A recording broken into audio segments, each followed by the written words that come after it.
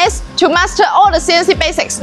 CNC machining is a cornerstone of modern manufacturing, powering everything from cars to airplanes, medical tools to smartphones. To understand CNC, let's first ask, what exactly is a CNC machine?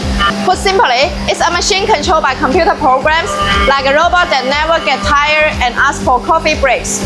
Traditional machines need skilled hands turning knobs. The CNC machine just follows instructions and do the work automatically. The main parts are the control system, the brain, the drive system, the muscles, the tools, the action stars, and the workable, the stage. So why does everyone love CNC? Because it delivers exceptional precision, high efficiency, and consistent quality. Typical tolerances can reach plus or minus 0.01 mm, which is more accurate than my last attempt at assembling IKEA furniture.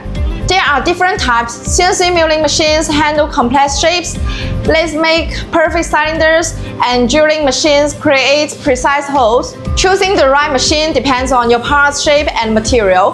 Think of it as picking the right superhero for each mission. CNC machining is everywhere, in aerospace, electronics, and even life-saving medical devices.